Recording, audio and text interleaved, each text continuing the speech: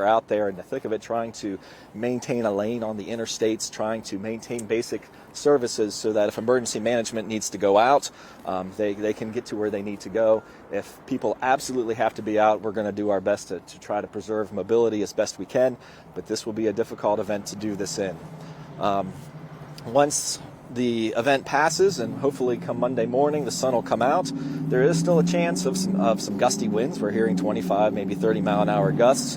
If we have a lot of ice up in the trees, that could be a lot of down trees during that period of time as well. So we're watching that and preparing to be able to mobilize as a debris event if we have a lot of ice and a lot of down trees. Debris events can go very long. To push everything back, but then afterwards we're going to be picking up a lot of debris over a period of time. So that's our plan of attack. We have 145 contract snow and ice trucks. We have 133 DOT trucks ready to go. We also have another additional 57 pieces of equipment that'll be doing everything from cleaning out the ramps along the interstates to being able to go out and address down trees as they come. Are the tree service contractors part of that number? They are part of that number. We've mobilized roughly a dozen external tree service contract crews to be able to help us in this event. How challenging is it when you cover such a wide geographic area and you're expecting kind of two different kinds of impacts here in Raleigh versus a little further up north? We have county maintenance engineers in all 7 of our counties, and they are tasked with managing their daily operations. So they are functioning independent and will be able to address their immediate needs. And then if one gets hit less than the other, or if one cleans up before the other, we have the ability to combine our assets to maybe an area that's been hit harder. As far as your staff, how are you making sure they're getting here safely and getting home safely? What does that part of the plan look like? Yeah, that's the one good thing about the delay in the storm. We have an opportunity tomorrow for our staff to take care of their families, and pack lunch or a couple of meals, because we're going to be at this for a while when it does come, and get some rest, because this is going to be a long one. But then we will have everybody in advance of the storm, loaded up with salt and sand and ready to go.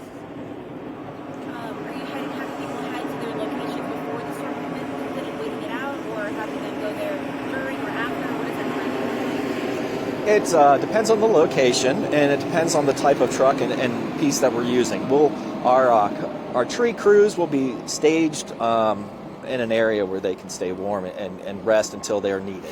Our contract trucks and our DOT trucks, a lot of them will be placed out, ready to go, and monitoring conditions in their specific areas.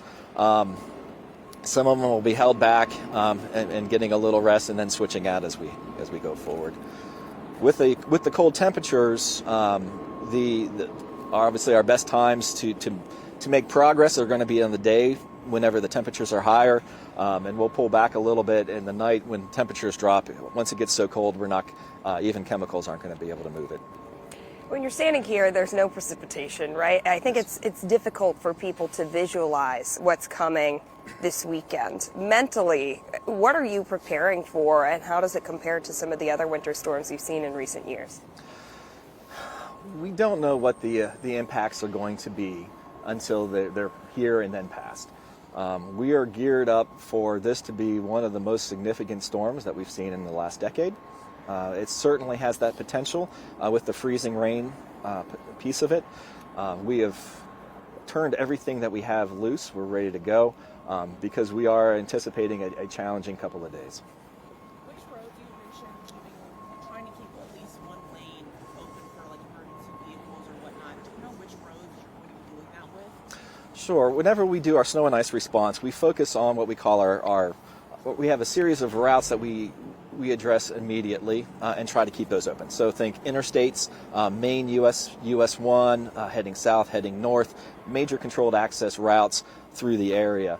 Also, NCUS routes will be up there on the short list to go, and then there's also major secondary thoroughfares, everything from Wade Avenue, which is not a primary route, but certainly a critical route for the area, to 1010 Road through the bottom of Wake.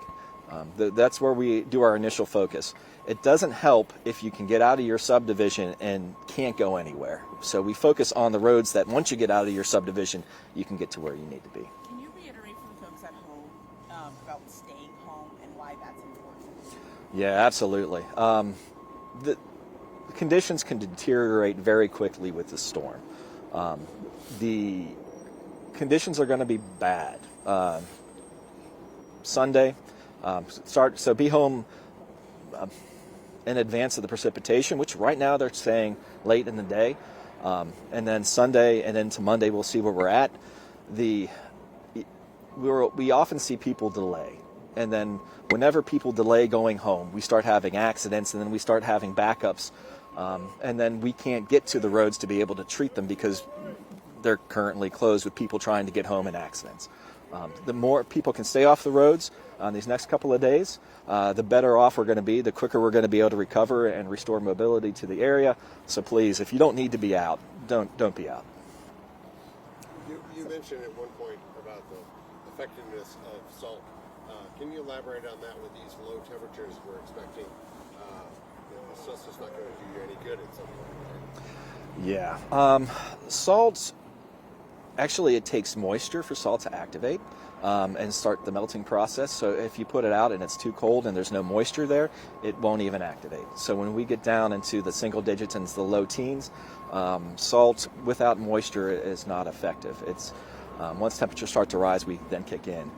We are also have started using some calcium chloride in this event. We generally don't use calcium chloride in this area, but calcium chloride can actually lower the freezing point even further than salt does and helps buy us some time. We can put that out in both liquid form as well as pelletized form that goes directly with the regular salt and helps us keep roads open. Do you think there's anything we missed here that you think is important to mention? Everybody needs to take a deep... It's best if folks stay home in these next couple of days. While you're home, look at your family, look at your neighbors, and make sure everybody's okay. With these cold temperatures and possibly down trees, that raises the potential for power outages.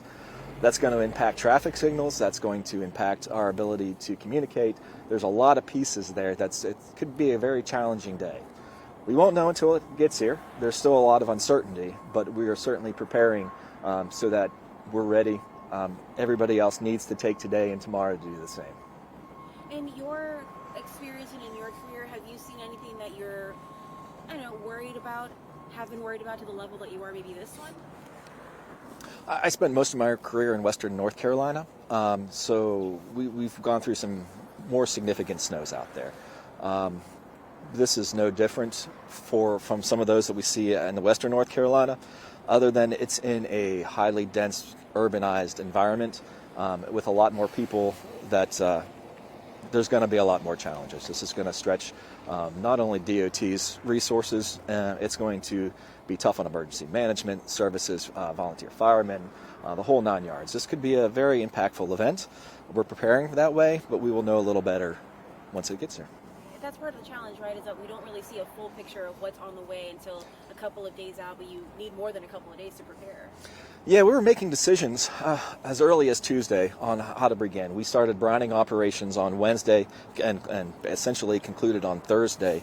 That's early for us. And not knowing what it was calling for. Initially, we were seeing rain on the front end. That's backed off, and now we're seeing more sleet. So it ended up being a good decision. But regardless if it was a good decision for what actually shows, it was the right call. And we have come at this with everything that we have. We're ready to go. How much more difficult does it make it with this storm crossing over some states rather than just maybe hitting just North or South Carolina in terms of getting help from other states if it was as bad as before, right? Fortunately, I have 7 counties to worry about. I will stay there. You guys good?